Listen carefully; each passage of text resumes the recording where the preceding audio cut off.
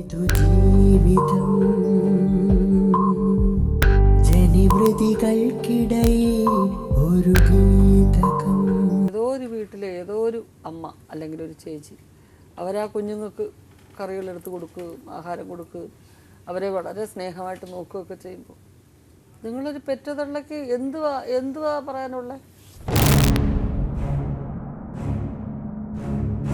എന്താണ് സ്മിതയ്ക്ക് ഇതിനെക്കുറിച്ച് പറയാനുള്ളത്? ഞാൻ മക്കളെ നോക്കാൻ ബാധ്യസ്ഥയാ. പിന്നെ പിള്ളേരുടെ അച്ഛനെയും കൂടെ അതിന് ശ്രമിക്കണമല്ലോ. ചിലവിന് കുടയും തന്നിട്ടുണ്ട്. ഇപ്പം ആ പെൺകുഞ്ഞ് വളർന്നു വരുന്നത് എന്നെ കൊണ്ട് തന്നെ പറ്റത്തില്ലല്ലോ. പക്ഷേ അച്ഛൻ നോക്കണമല്ലോ, അതാണല്ലോ കാര്യം എന്ന് പറയുന്നതിന് മറുപടിയല്ല ഞാൻ പ്രതീക്ഷിച്ചത്. എൻ്റെ ആത്മാവിൽ എൻ്റെ കുഞ്ഞിനെ നോക്കണമെന്ന് എനിക്കെന്ത് തോന്നി എന്നുള്ളതാണ് ഏറ്റവും വലിയ കാര്യം. ഇതൊക്കെന്ത് തോന്നി? ബാധ്യസ്ഥയാണ് എന്ന്. അതാണ് ഞാൻ നോക്കുന്നത്. ബാധ്യസ്ഥയാ, ഞാൻ നോക്കാൻ ബാധ്യസ്ഥയാ. ഞാൻ നോക്കും, എനിക്ക് സൗകര്യമുള്ളപ്പോൾ. അതാണോ അതിൻ്റെ കാര്യം? ഈ 4 കൊല്ലം കൊണ്ട് ഞാൻ എന്തുകൊണ്ട് നോക്കിയില്ല? ഈ 4 കൊല്ലമായിട്ട് ഈ കൊച്ചിനെ നോക്കിയില്ലല്ലോ. ബിജു തമ്പിയെ നമുക്ക് കുറ്റപ്പെടുത്താൻ പറ്റില്ല. അയാൾ ഈ ശിവൻ എന്ന് പറഞ്ഞ മനുഷ്യനെ പോലെ വളരെ അപൂർവമായിട്ടുള്ള നല്ല ആൾക്കാരുണ്ടാവും. അതൊരിക്കലും സനു സ്മിതയുടെ അനിയത്തി ആയതുകൊണ്ടല്ല അയാൾ നോക്കുന്നത്. അയാളൊരു നല്ല മനുഷ്യനുള്ളായതുകൊണ്ട്, നല്ലൊരുത്തനായതുകൊണ്ട് അയാൾ അതൊക്കെ നോക്കുന്നു. അതുപോലെ എല്ലാ മനുഷ്യനാവണമെന്നില്ല. അതുകൊണ്ട് ബിജു തമ്പിയെ നമ്മൾ വിടുന്നു. നിങ്ങളൊരമ്മ ഇത്രയും നാളും നോക്കിയില്ല, അത് അച്ഛനും നോക്കണമല്ലോ. അവൻ നോക്കണമെങ്കിൽ ഞാൻ നോക്കാം എന്ന് വാശി പിടിക്കുന്നതാണോ സംഗതി? ഇപ്പൊ അയാൾ വന്നിട്ട് ഞാൻ നോക്കിക്കോളാം എൻ്റെ കുഞ്ഞിനെ എന്ന് അയാൾ പറഞ്ഞു കഴിഞ്ഞാൽ അയാളുടെ കൂടെ വിടാവോ? എന്താണ് നിങ്ങളുടെ ഉദ്ദേശം? നിങ്ങൾ പറയുക. ഇത്രയും നാളും പിള്ളേരെ കൊണ്ടുപോകാതെ ഇങ്ങനൊരു ചാനലിൽ പരസ്യം കൊടുത്ത് പിള്ളേരെ കൊണ്ടുപോക്കോളാം, നോക്കിക്കോളാം എന്ന് പറഞ്ഞു. നോക്കുമെന്ന് എന്താണ് ഉറപ്പ്? കാരണം ഗർഭിണിയായിരുന്നു. ഈ 4 കൊല്ലം കൊണ്ട് നിങ്ങൾ ഇട്ടേച്ച് പോയല്ലോ. നിങ്ങൾ നോക്കുമെന്നുള്ള ഇനി നിങ്ങൾ നോക്കുന്നത് എന്താ ഉറപ്പ്? ഇവിടെ അമ്മയുടെ അഭിപ്രായമാണ് വലുത്. നിങ്ങൾ ഈ 4 കൊല്ലമായിട്ട് നോക്കിയിട്ടില്ല. അതിന് മുൻപും അവർ തന്നെയാണ് നോക്കിയിട്ടുള്ളത്. നിങ്ങളുടെ അമ്മയും നിങ്ങളുടെ അമ്മ മുതൽ. എന്താണ് ഇനി നിങ്ങളുടെ നിലപാട്? അജീഷ് വന്ന് കൊച്ചിനെ ഞാൻ നോക്കിക്കോളാം എന്ന് പറഞ്ഞ് വിളിച്ചോണ്ട് പോയാൽ നിങ്ങളുടെ നിലപാട് എന്താണ്? ഞാൻ നോക്കാൻ തയ്യാറാണ് പിള്ളേരെ. ഞാൻ നോക്കിക്കോളാം പിള്ളേരെ. ഞാൻ കഴിഞ്ഞ ഒരു മാസത്തിന് മുന്നേയും ഞങ്ങൾ വാടക വീട്ടിൽ താമസിച്ചപ്പോൾ അമ്മയോട് പറഞ്ഞു പിള്ളേരെ ഞാൻ കൊണ്ടുപോയിക്കോളാം, നോക്കിക്കോളാം. അപ്പം അമ്മ പറഞ്ഞു വേണ്ട, പ്രായപൂർത്തിയാകാറായ കുട്ടിയാണ്, കൊണ്ടുപോകണ്ടെന്ന് പറഞ്ഞു. അമ്മ പറഞ്ഞു. അതെന്തോ അങ്ങനെ? വാടകയ്ക്ക് താമസിക്കുന്ന അവിടെ ഇവര് ആദ്യം ഞാൻ എപ്പോഴും വിളിക്കാറുണ്ട്, കുട്ടികളെ ഞാൻ കൊണ്ടുപോക്കോളാം. ആദ്യം ഞങ്ങൾ മണ്ണഞ്ചേരിയിൽ താമസിക്കും, പിള്ളേരെ കൊണ്ടുപോക്കോളാം. പറഞ്ഞു വേണ്ട, കുട്ടികളെ കൊണ്ടുപോകണ്ട, ഞാൻ നോക്കിക്കോളാം, ഇപ്പൊ കൊച്ചു പ്രായമായി വരുന്നതാണ്, അപ്പൊ ശരിയാ. പക്ഷെ എന്നെ സംബന്ധിച്ച് നോക്കാനാണെങ്കിൽ ഇപ്പം കിട്ടിയ ഭർത്താവിന് അങ്ങനെയുള്ള ആ ഒരു ഇതില്ല. കേട്ടിട്ട് ഇപ്പം 4 വർഷമായി. ഒരു പെണ്ണ് വിഷയമോ അല്ലെങ്കിൽ മറ്റുള്ളൊരു പെണ്ണുങ്ങളുടെ കമന്റ് അടിക്കുകയോ അങ്ങനെയുള്ള ഒരു പ്രശ്നവും ഇല്ല. എന്നെ പൊന്നു പോലെ നോക്കുന്നുണ്ട്, പറയുന്നുണ്ട് പിള്ളേരെ നോക്കിക്കോളാം, കൊണ്ടുപോക്കോളാം. പിള്ളേരെ ഞങ്ങൾ ഇടയ്ക്ക് കൊണ്ടുപോയിട്ടുമുണ്ട്. വാടകയ്ക്ക് താമസിക്കുന്ന വീട്ടില് 2-3 ദിവസം നിർത്തിയിട്ടുമുണ്ട്, കൊണ്ടുപോയിട്ടുണ്ട്, നോക്കിയിട്ടുമുണ്ട്. പക്ഷെ അമ്മ പറയുന്നത് പ്രായപൂർത്തിയായ കുട്ടിയല്ല, പ്രായപൂർത്തിയായി വരുവാണ്, അപ്പൊ കൊണ്ടുപോണ്ട, അങ്ങനെ നോക്കണ്ട, വാടകയ്ക്ക് താമസിക്കുന്നതല്ല, എങ്ങനെയുള്ള ആൾക്കാരാന്ന് എങ്ങനെ അറിയാം, അപ്പൊ അങ്ങനെ കൊണ്ടുപോണ്ടെന്ന് പറഞ്ഞു. നിങ്ങൾ ഡബിൾ ഗെയിം ആടരുത്, നിങ്ങൾ ഡബിൾ ഗെയിം കളിക്കരുത്. നിങ്ങൾ പറഞ്ഞു അവരുടെ വീട്ടിൽ 2-3 ദിവസം വാടകയ്ക്ക് താമസിപ്പിച്ചു എന്ന് പറയുന്നു കേട്ടോ. നിങ്ങളല്ലേ പറഞ്ഞത് ഇതുവരെ വന്നിട്ടില്ല, നോക്കിയിട്ടില്ല. മാഡം ഇവര് നല്ലവരാണ്, വീട്ടിൽ നിന്ന് അവർക്ക് ആ കുഞ്ഞുങ്ങളെ പോറ്റരുതോ? നിങ്ങൾ അത് പറ, നിങ്ങളുടെ വീട്ടിൽ നിന്ന് പോറ്റണം. 12 വയസ്സുള്ള കുഞ്ഞ്. അപ്പൊ അതുകൊണ്ടെന്താ? ഒന്നാമത്തെ കാര്യം, മോള് എന്തെങ്കിലും പണി ചെയ്ത് കിടക്കും. ഇവള് പറഞ്ഞു ഒരാൾ വന്ന് അവിടെ പാത്ത് നിന്ന് കഞ്ചാവിന് പിടിക്കാൻ ആൾക്കാർ വന്നപ്പോൾ അവിടെ നിന്ന് പാത്ത് നിന്ന് പോലീസ് പിസിലൂതി പിടിച്ചോണ്ട് പോകുമായിരുന്നെന്ന് പറഞ്ഞു. ഞാൻ പറഞ്ഞു അങ്ങനെയുള്ളിടത്ത് ഈ പെൺകുഞ്ഞിനെ എങ്ങനെ കൊണ്ടുപോകും എന്ന് ഞാൻ ചോദിച്ചു. എന്താ നിങ്ങളുടെ പ്രശ്നം? ആ പെണ്ണ് കൊണ്ടുപോവാൻ റെഡി, ഞാൻ നോക്കാം. എൻ്റെ ചുറ്റുപാട് അങ്ങനെ ആയിപ്പോയി ചേച്ചി, ഇങ്ങനെ ആയിപ്പോയി. ഞാൻ 2-3 ദിവസം കൊണ്ടുവന്ന് നിർത്തി. നിങ്ങളാ വേണ്ടാന്ന് പറഞ്ഞപ്പോൾ നിങ്ങളുടെ ആവശ്യം, നിങ്ങളുടെ മരുമോൻ എന്ന് പറഞ്ഞവനും ഈ പെണ്ണ് നിങ്ങളുടെ വീട്ടിൽ നിർത്തണം. അപ്പം ആദ്യം അജീഷ് എന്ന് പറഞ്ഞവന്റെ വീട്ടിൽ നിന്ന് നിങ്ങൾ കൊണ്ടുവന്ന് നിർത്തിയത് നിങ്ങളുടെ ആവശ്യത്തിന് വേണ്ടിയാ. ഒരു സംഭവം ഉണ്ടായി. എന്തോ സ്മിതയുടെ ഭർത്താവ് കുടിച്ചോണ്ട് വന്ന് വീട്ടിലുണ്ടായിരുന്നു. സ്മിതയുടെ ഭർത്താവ്, ഇപ്പോഴത്തെ ഭർത്താവ് കുടിച്ചോണ്ട് വന്ന് കുടിച്ചു കഴിഞ്ഞ പുള്ളിക്ക് അരിശമാണ്. അപ്പോൾ ഒരു ദിവസം പിന്നെ ചോറുണ്ണാനിരുന്നപ്പോൾ എൻ്റെ മോള് മോര് കൊണ്ടൊഴിച്ചപ്പം അച്ചാച്ചി മോരൊഴിക്കട്ടെ എന്ന് ഒഴിച്ചു. മോളെ പിടിച്ചൊരു തള്ളി. സ്മിത അങ്ങനെ ക്രൂരനായിട്ടൊരു മനുഷ്യനാണോ അങ്ങേര്? അല്ല, പാവം മനുഷ്യനാണ്. കുടിക്കുമ്പം മദ്യപിക്കുമ്പോൾ ഇച്ചിരി പ്രശ്നമുണ്ട്, പക്ഷെ ഇപ്പം കഴിക്കുന്നുമില്ല, അങ്ങനെയുള്ള പ്രശ്നം. ഞാൻ പറയുന്നത് എന്താ അറിയോ ചേച്ചി, നമ്മൾ അതൊന്നും വലിയ സംഭവങ്ങളായിട്ട് എടുക്കാൻ പാടില്ല. അതാണ് ഒരു ഇഷ്യൂ. ഒന്നും നോക്കാതെ നടക്കുന്ന ഒരാളായിരുന്നു അജീഷ് ഒരു വകയും. അത് കഴിഞ്ഞൊരാൾ നല്ലൊരാളുണ്ടായി, അയാളുടെ കൂടെ അവർ ജീവിക്കുന്നു, അവർക്കും നല്ലൊരു ജീവിതം കിട്ടി. അവർ പറയുന്നത് കേൾക്കുമ്പോൾ തന്നെ അയാൾ നല്ലൊരു മനുഷ്യൻ. പ്രശ്നം നോക്കിയപ്പോൾ കഴിഞ്ഞപ്പോൾ ഇപ്പം നിങ്ങൾക്കാണ് പ്രശ്നം. കുഞ്ഞുങ്ങൾ നിങ്ങളുടെ അടുത്ത് നിൽക്കണമെന്ന് നിങ്ങളുടെ ആഗ്രഹമാണെങ്കിൽ നിങ്ങൾ വളർത്തിക്കോളൂ, കുഴപ്പമില്ല. അപ്പം നിങ്ങൾക്ക് സാമ്പത്തികമാണ് നിങ്ങൾക്ക് ആവശ്യം. സാമ്പത്തികമാണെങ്കിലും മേഡം ഞാൻ കൊടുത്ത് സഹായിക്കാൻ തയ്യാറ്. കാരണം ഞങ്ങളുടെ കൂടെ ഇപ്പം കോഴിക്കോട് ഒരു സ്ഥാപനത്തിൽ ജോലി ചെയ്യുക. അവിടെ പുരുഷന്മാരാണ് കൂടുതലും. അപ്പം ഞങ്ങൾക്കൊരു റൂം തന്നിട്ടുണ്ട്, ഞങ്ങൾ ആ റൂമിൽ നിന്ന് വർക്ക് ചെയ്യുവാണ്. അപ്പം പെട്ടെന്ന് എനിക്ക് സാഹചര്യത്തിൽ ഈ പെൺകുഞ്ഞിനെ അവിടെ കൊണ്ടുപോയി നിർത്തി നോക്കാൻ പറ്റൂല. അപ്പം ഞാൻ ഇന്ന് ചേട്ടനോട് സംസാരിച്ചും പറഞ്ഞു കുഴപ്പമില്ല, ഞങ്ങൾക്ക് കിട്ടുന്നതിൻ്റെ എന്താന്ന് വെച്ചാൽ അതിൻ്റെ ഒരു ഓഹരി കൊടുക്കാം, അങ്ങനെ വീട്ടിൽ കൊടുത്ത് സഹായിക്കാം. അപ്പം അമ്മ പിള്ളേർ സേഫ്റ്റി ആവും. അപ്പം അതുപോലെ ഞങ്ങൾക്ക് പെട്ടെന്ന് സാഹചര്യത്തിൽ ഒരു വാടക എടുത്ത് മാറാൻ പറ്റൂല. കാരണം കോഴിക്കോടെന്ന് പറഞ്ഞാൽ ജനിച്ചുള്ള നാടല്ല. അവിടെ ചെന്നിട്ട് ഒരു പെട്ടെന്ന് വീടെടുക്കുക. പക്ഷെ കുട്ടികളെ അവിടെ ആക്കിയിട്ട് ഞാനൊരു എനിക്ക് ജോലിക്ക് പോകാൻ പറ്റൂല. ജോലിക്ക് പോകുന്ന നാളെ ഒരു സമയത്ത് ആ കുട്ടിക്ക് പെൺകുഞ്ഞിന് എന്തെങ്കിലും സംഭവിക്കുമ്പോൾ ഈ പറഞ്ഞ അജീഷാണെങ്കിലും നാളെ തിരിഞ്ഞെന്ന് ചോദിക്കും, നീ കൊണ്ടുപോയിട്ട് എന്തുകൊണ്ട് ഈ കുട്ടിക്ക് ഇങ്ങനെ പറ്റിയെന്ന് ചോദിക്കും. അപ്പൊ ഞാൻ ആ ഭാഗവും ചിന്തിക്കണം. അപ്പൊ ഇപ്പൊ ഉള്ള ഹസ്ബൻഡ് എന്നോട് പറഞ്ഞ് നമുക്ക് പിള്ളേരെ നോക്കും, നമുക്ക് കിട്ടുന്നത് എന്താന്ന് വെച്ചാൽ പിള്ളേർക്ക് കൊടുത്ത് സഹായിക്കാം. അല്ലാതെ നമുക്ക് ഇപ്പൊ എനിക്കിപ്പം പറയാൻ പറ്റുമോ ഈ പുള്ളിയോട് എൻ്റെ മക്കളെ രണ്ടുപേരെ പെട്ടെന്ന് നോക്കണം, അല്ലെ മോളെ കെട്ടിച്ചു വിടണം? ഒരിക്കലും അങ്ങനെ ഒരു കുറ്റമായിട്ട് സ്മിതയെ പറയേയില്ല. സ്മിത, രണ്ടുപേരും ജോലിക്ക് പോകുന്ന അമ്മമാർക്ക് നമ്മുടെ വീട്ടിൽ നമ്മുടെ അച്ഛനും അമ്മയും നമ്മുടെ കൂടപ്പറപ്പുകളും ഉണ്ട്, അവരെല്ലാം നോക്കി അങ്ങനെ നമുക്ക് ജീവിക്കാൻ പറ്റും. അതൊരു കുറ്റമായിട്ട് പറയേയില്ല സ്മിത, അങ്ങനെ കണക്കാക്കുകയും ചെയ്യരുത്. 4 വർഷമായിട്ട് സ്മിത ഈ വീട്ടിൽ പോവുകയോ ഈ കുഞ്ഞുങ്ങളെ തിരക്കുകയോ ഒരു 10 പൈസ കുഞ്ഞുങ്ങൾക്ക് കൊടുക്കുകയോ ചെയ്തിട്ടില്ല എന്ന് പറഞ്ഞത് നിങ്ങളുടെ അമ്മയാണ് പറഞ്ഞത്. മനസ്സിലായില്ലേ? അതുകൊണ്ടാണ് നമ്മൾ പറഞ്ഞത് എങ്ങനെ ഒരു അമ്മയ്ക്ക് അങ്ങനെ ഇരിക്കാൻ സാധിക്കും. ഇപ്പം നിങ്ങൾ പറയുമ്പോഴാണ് അറിയുന്നത് നിങ്ങൾ വീട്ടിൽ കൊണ്ടുപോയി നിർത്തിയിട്ടുണ്ടോ, നിങ്ങളതിന് തയ്യാറാണ്. അപ്പം അവിടെ മറ്റു പല ഭയം ഉണ്ടെന്ന് പറഞ്ഞത് വേണ്ടാന്ന് പിടിച്ചു നിർത്തുന്നത് നിങ്ങളാണല്ലോ സുധർമ്മ ചേച്ചി. ഇതിൻ്റെ കുഴപ്പക്കാർ മൊത്തം നിങ്ങളാണ്. അച്ഛനും അമ്മയും വളർത്തുന്നത് പോലെ ആവില്ല അപ്പൂപ്പനും അമ്മയും വളർത്തുന്നത്. അച്ഛനും അമ്മയും എന്താണെന്ന് അറിയണം, അവരുടെ ബന്ധപ്പാടുകൾ അറിയണം, അമ്മയുടെ അവസ്ഥ ഇന്നതാണെന്ന് കുഞ്ഞുങ്ങൾ അറിയണം. ഒരു പ്രായം കഴിയുമ്പോൾ നിങ്ങളിപ്പോൾ പറയുന്ന പോലെ പറക്കം പറ്റാത്ത കുഞ്ഞുങ്ങളായിരിക്കുമ്പോൾ നോക്കുന്ന വേറെ കാര്യം.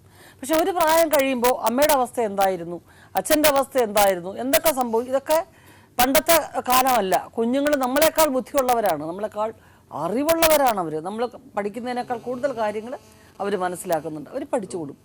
നമ്മൾ ഭയക്കേണ്ട കാര്യമില്ല. ഇപ്പം ഇവർ ജീവിക്കുന്ന സാഹചര്യത്തിൽ എൻ്റെ അപ്പുറത്തും ഇപ്പുറത്തും ഒക്കെ ഇപ്പം 1-2 കേസും കഞ്ചാവിൻ്റെയൊക്കെ കാര്യങ്ങൾ പറഞ്ഞു. സ്വാഭാവികമായിട്ടും ഭയം വരും. ഞാനത് എന്തിനാ ഭയപ്പെടുന്നതെന്ന് ചോദിച്ചെങ്കിലും നമ്മുടെ മനസ്സിൽ പേടിയാണിത്. എങ്കിൽ പോലും ഇതെല്ലാം ഈ ലോകത്ത് സഹജമായിട്ട് പല കാര്യങ്ങളും നടക്കുന്നുണ്ട്. ആ പേരിൽ അമ്മയിൽ നിന്ന് കുഞ്ഞിനെ അകറ്റാൻ പാടില്ല. കാരണം നിങ്ങളെക്കാൾ കൂടുതൽ ശ്രദ്ധ അവർക്കുണ്ടാവും, തീർച്ചയായിട്ടും ഉണ്ടാവും. അത് നമ്മൾ വിചാരിക്കും അവരെക്കാൾ ഞാനാ നോക്കുന്നത് നന്നായിട്ട്, അവർ നോക്കത്തില്ല എന്നായിരിക്കും. പോരാ, സ്മിത നോക്കണം. സ്മിത കേട്ടോ, അമ്മയുടെ അടുത്ത് നിൽക്കുന്ന അത്രയും സേഫ്റ്റി അല്ല നിങ്ങൾ നിൽക്കുന്ന സ്ഥലത്ത്, അത് സ്വാഭാവികം. പക്ഷേ എപ്പോഴും നിങ്ങളുടെ ശ്രദ്ധ, നിങ്ങളുടെ കരുതൽ, നിങ്ങളുടെ സംരക്ഷണം, എൻ്റെ അമ്മ നോക്കുന്നുണ്ട് ഞങ്ങളെ എന്നുള്ള പരിപൂർണ വിശ്വാസം ആ കുഞ്ഞുങ്ങൾക്കുണ്ടാവണം. ഈ ഒരു വേദി എന്ന് പറയുന്നത് ഒരിക്കലും ആരും പിരിയരുതെന്ന് വിചാരിക്കാൻ വേണ്ടിയുള്ളതാണ്. എല്ലാ ബന്ധങ്ങളും ഒന്നിച്ച് കൂട്ടിയിണക്കാൻ വേണ്ടിയുള്ളൊരു സ്ഥലമാണ്. മനസ്സിലായില്ലേ? സ്മിത എപ്പോഴും വീട്ടിൽ പോകണം, അവരെല്ലാവരുമായിട്ട് നല്ല ബന്ധമൊക്കെ വേണം. ഓക്കെ, സ്മിത ചോദിച്ചോളൂ, എന്താണ് സംശയങ്ങളും കാര്യങ്ങളും ചോദിച്ചു. ഇപ്പോൾ സാറേ, ഞാൻ ഈ കോടതിയിൽ കേസ് കൊടുത്തിരിക്കുന്നത്. അപ്പോൾ അവിടെ കോടതി കേസ് കൊടുത്തവർ 1-2 വട്ടം വിളിച്ച വാറണ്ടി വിട്ടായിരുന്നു. വാറണ്ടി വിട്ടപ്പോൾ അവിടെ വാറണ്ടി വിട്ടു. കൂടുതൽ അറിയാന്ന് വെച്ചാൽ പിള്ളേർക്ക് ചെലവിന് തരാത്തതാണ്. ചെലവിന് തരാത്തത് വാറണ്ട് അത് തുക അടയ്ക്കാത്തതുകൊണ്ട് ലെവി ഓഫ് എമൗണ്ടിന് വേണ്ടി വാറണ്ട് അയക്കുകയാണ്. വാറണ്ട് അയക്കുമ്പോൾ പോലീസുകാർ അന്വേഷിച്ച് ചെല്ലുമ്പോൾ അവരുടെ അമ്മയും അച്ഛനും പറയുന്നത് മകൻ എവിടെയാണെന്ന് അവർക്കറിയാം, അറിവില്ല, എവിടെയാണെന്ന് അറിയത്തില്ല, ഞങ്ങളെ വിളിക്കാറില്ല എന്നൊക്കെ പറയും. ഉടനെ തിരിച്ച് പോലീസുകാർ വന്നിട്ട് ഞങ്ങൾ ചോദിക്കുമ്പോഴത്തേക്കും വക്കീൽ പറയുന്നത്, സീമാ മേഡം പറയുന്നത്, അജീഷ് എവിടെയാണെന്ന് വെച്ചാൽ നിങ്ങൾ തിരക്കി കണ്ടുപിടിക്കുക, അല്ല നിങ്ങളുടെ വീട്ടുകാരും തിരക്ക് അന്വേഷിക്കുക. ഇങ്ങനെ പലതവണ ശ്രമിച്ച് നടക്കുന്നില്ല. ഇത് ബോധപൂർവ്വം ഞങ്ങൾക്ക് പരിഹാരം കിട്ടാതിരിക്കാൻ വേണ്ടിയുള്ള നീക്കങ്ങളാണ്. പലരും ഇതിൽ ഉൾപ്പെട്ടിട്ടുണ്ട്. മനഃപൂർവ്വം ഒഴിവാക്കുകയാണ്. അതിന് ഉയർന്ന പോലീസ് സ്റ്റേഷന്മാർ വഴി വാറണ്ട് നടത്താൻ വേണമെന്ന് പറഞ്ഞുകൊണ്ട് നിങ്ങൾ കോടതിയിൽ എഴുതി കൊടുക്കണം. മനസ്സിലായില്ലേ? ഇത് കൊടുത്താൽ പ്രത്യേക കോർട്ട് ഡയറക്ഷൻ ലെറ്റർ കൊടുത്ത് SP കൊടുത്താൽ അവരപ്പോഴും കൊണ്ടുവരാണ്. കാര്യം SP കൊടുക്കുന്ന ഡയറക്ഷൻ പാലിച്ചില്ല എങ്കിൽ അപ്പം നിങ്ങൾ ചോദിക്കും SP-യെക്കാട്ട് വലുതല്ലേ കോടതി? സമ്മതിക്കുന്നു, കോടതിയാണ് ഏറ്റവും വലുത് തന്നെയാണ്. പക്ഷേ എക്സിക്യൂട്ട് ചെയ്യുന്നവരെ, ഇത് നടപ്പിൽ വരുത്തുന്ന പോലീസുകാരല്ലേ, അത് ആര് മറുപടി പറയേണ്ടി വരും? പോലീസുകാരൻ SP എടുത്ത് മറുപടി പറയേണ്ടി വരും. എന്ന് പറയാം, പോലീസ് സ്റ്റേഷൻ ഹെഡ് SP എടുത്ത് മറുപടി പറയേണ്ട ഒരു ഗതികേടിലേക്ക് എത്തുമ്പോഴത്തേക്ക് തീർച്ചയായിട്ടും എന്ത് ചെയ്യും? അവരെവിടുന്നെങ്കിലും കടുവിനകത്ത് കയറിയിരുന്നാലും പൊക്കിയെടുത്തുകൊണ്ട് പോകും. ഒരാളുടെ കൂടെ വിട്ടാൽ ഏറ്റവും പ്രധാനപ്പെട്ട കാര്യം ക്ഷേമം, കുട്ടികളുടെ ക്ഷേമം, വെൽഫെയർ ഓഫ് ചിൽഡ്രൻ. അത് കസ്റ്റഡി നോക്കുമ്പോൾ തന്നെ നോക്കുന്നതാണ്. അതിനൊരു ഭീഷണി ഉണ്ടെങ്കിൽ അത് നിങ്ങളുടെ അഭിപ്രായം എന്താണ്? ഇപ്പൊ അമ്മയുടെ കൂടത്ത് പിള്ളേർ നിൽക്കുന്നത്, അതെ, ഇപ്പൊ അമ്മയുടെ അടുത്ത് നിൽക്കുന്ന കണക്ക് സേഫ്റ്റി വേറെ ഉണ്ടാവില്ല. ഇപ്പം തന്നെ അജീഷ് പറഞ്ഞു, അജീഷ് സ്കൂളിൽ ചെന്നിട്ട് പറഞ്ഞു കുട്ടികളെ ഞാൻ കൊണ്ടുപോക്കളാന്ന്. അങ്ങനെയുള്ള ആളായിരുന്നെങ്കിൽ ഇപ്പൊ ഇതിനെ ചെന്ന് അവിടെ ചെന്ന് അറിയിച്ചതാണ്. അങ്ങനെ കുട്ടികളെ കൊണ്ടുപോകാൻ സ്നേഹമുള്ള ആളായിരുന്നെങ്കിൽ ഇന്നിവിടെ ഹാജരായേനെ. ഞാൻ എൻ്റെ കുട്ടികളെ കൊണ്ടുപോകാൻ സമ്മതമാണെന്ന് പറഞ്ഞേനെ. ആ ആള് ഗുമസ്തനെ കൊണ്ട് ഭീഷണിപ്പെടുത്തി എൻ്റെ ഫോൺ വിളിപ്പിച്ചിട്ട് പറഞ്ഞു, പിന്നെ നീ നിന്റെ ഇപ്പോഴത്തെ ഭർത്താവും കൂടെ അവിടെ ഹാജരാവണേ ഞങ്ങളെ വെട്ടുമെന്ന് പറഞ്ഞു. അങ്ങനെ ഭീഷണിപ്പെടുത്തി. അങ്ങനെ സ്നേഹമുള്ള ആളായിരുന്നെങ്കിൽ അപ്പം പറഞ്ഞു ഒരിക്കലും സുധർമ്മയുടെ മക്കളും അവിടെ ഹാജരാകില്ല, അതിനുള്ള പണി ഞങ്ങൾക്കറിയാമെന്നു ഈ ഗുമസ്തൻ സന്തോഷ് വിളിച്ചിട്ട് പറഞ്ഞു. അപ്പം നമുക്ക് തിരിച്ചൊന്നും മറുപടി പറയാൻ പറ്റുന്നൊക്കെ പിന്നെ ഫോൺ സ്വിച്ച് ഓഫ് ആക്കി കളഞ്ഞു. അല്ല, അവന് ഈ തൊഴിൽ ജീവിക്കാനുള്ള ആഗ്രഹം ഇല്ലാത്തതുകൊണ്ടാണ് അവനെപ്പോഴാണ് ഈ പണി നഷ്ടപ്പെടുന്നതെന്ന് അവൻ പോലും അറിയില്ല. ഇപ്പം മനസ്സിലാകുന്നത് ചെലവിനെട്ടാനുള്ള ഉത്തരവ് പ്രാബല്യത്തിലുണ്ടെന്നാണ്. ആദ്യം പറഞ്ഞാൽ നല്ല എല്ലാം തള്ളിപ്പോയെന്നാണ്. അത് അവിടുത്തെ ബന്ധപ്പെട്ട ലീഗൽ സർവീസ് അതോറിറ്റിയോട് ബന്ധപ്പെട്ടാൽ അവർ പറഞ്ഞുതരും, അവർ അന്വേഷിച്ച് പറഞ്ഞുതരും. എങ്കിലും തള്ളിപ്പോയി കുഴപ്പം പറ്റുന്നുണ്ട് അവിടെ മുതൽ ഇനി വേണ്ട ലീഗലായിട്ടത് നിയമപരമായിട്ട് മുമ്പോട്ട് നടത്താനുള്ള സഹായം അവർ ചെയ്തു തരും. ഭർത്താവിന് വിടാൻ പാടില്ല, അയാൾ പണം വാങ്ങിച്ചേ പറ്റുള്ളൂ. അപ്പോൾ അതൊക്കെ വെച്ചിട്ട് താൽക്കാലിക ഒരു അവാർഡ് പാസ്സാക്കാനാണ് ഞങ്ങൾ ഉദ്ദേശിക്കുന്നത്. മനസ്സിലായല്ലോ? ഇപ്പം അമ്മയുടെ കൂടെ നിൽക്കട്ടെ. നിങ്ങൾ സാറേ അമ്മയ്ക്ക് നോക്കാൻ ബുദ്ധിമുട്ടാണെങ്കിൽ പിള്ളേരെ നല്ല ഒരു പഠിക്കുന്ന എവിടെയാണെന്ന് വെച്ചാൽ അവിടെ നിൽക്കട്ടെ, നിന്ന് പഠിക്കട്ടെ. എവിടെ? ഒരു ഹോസ്റ്റല് പോലെ അല്ലല്ല, അതിനുള്ള ഏർപ്പാട് ഇവര് സാമ്പത്തികമായിട്ട് നിങ്ങൾ നല്ല സാമ്പത്തികമായിട്ട് ഉണ്ടാക്കുകയാണെങ്കിൽ ഏറ്റവും നല്ലൊരു ഹോസ്റ്റലുള്ള ഒഴിവ് ദിവസങ്ങളിൽ ഞങ്ങളുടെ വീട്ടിലോട്ട് വരട്ടെ, അമ്മയെ അച്ഛനോട് ഞാനും വരെ ഇടയ്ക്ക് വരാം. തുടങ്ങിയപ്പോൾ മുതൽക്ക് കാര്യങ്ങൾ ഒരു എന്തോ നിയമപരമായിട്ടും ഒക്കെ വേണ്ട കാര്യങ്ങൾ ശ്രദ്ധിച്ചിട്ടില്ല. നിങ്ങൾ പറ്റിപ്പോയതായിരിക്കാം, സംഭവിച്ചു പോയതായിരിക്കാം. ഈ കുട്ടികളുടെ ക്ഷേമമാണ് മുഖ്യമായിട്ടും പരിഗണിക്കേണ്ടത്. അതുകൊണ്ട് ഒരു താൽക്കാലികമായ ഉത്തരവ് ഇങ്ങനെ പാസ്സാക്കുകയാണ് അവാർഡ്.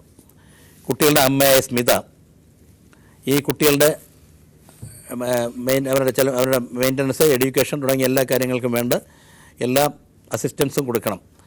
കുട്ടികളെ 2 ആഴ്ചയിലൊരിക്കലെങ്കിലും നിങ്ങൾ സന്ദർശിച്ചിരിക്കണം. കുട്ടികളിപ്പോഴും ഗ്രാൻഡ് പേരൻസിൻ്റെ കൂടെ കഴിയണം, അമ്മയുടെ കൂടെ ആ വീട്ടിൽ തന്നെ കഴിയണം. മുത്തച്ഛനും മുത്തശ്ശിയുള്ള വീട്ടിൽ കഴിയുകയാണ്. അവിടെ സന്ദർശിച്ചിരിക്കണം. ഈ കാര്യങ്ങളെല്ലാം ഉത്തരവാദിത്വം കാണിച്ചിരിക്കണം. വേണ്ട എല്ലാ നടപടി എടുത്തോളണം. എന്നിട്ട് നിങ്ങൾ ഈ കേസുകളെ കൊടുത്തെന്ന് പറയുന്നുണ്ട്. ഇവിടെ ചർച്ച ചെയ്ത കൂട്ടത്തിൽ കിട്ടിയ വിവരങ്ങൾ വെച്ച് അതിനെക്കുറിച്ച് ഒരു പൂർണ്ണമായ വ്യക്തമായ രൂപം കിട്ടാൻ ബുദ്ധിമുട്ടുണ്ട്. എങ്കിലും ചെലവ് നീട്ടാനുള്ള കേസ് വിധിയായിട്ടുണ്ടെന്ന് അനുമാനിക്കേണ്ടിയിരിക്കുന്നു. എന്തു തന്നെയായാലും നിങ്ങൾ അവിടുത്തെ ലീഗൽ സർവീസ് അതോറിറ്റി ഉണ്ട്, രാമങ്കരിയായാലും ആലപ്പുഴയായാലും ലീഗൽ സർവീസ് അതോറിറ്റി ഉണ്ട്. അവിടെ പോയി അവിടെ അപേക്ഷ കൊടുത്താൽ വേണ്ട സഹായങ്ങളൊക്കെ അവിടെ ചെയ്തു തരും.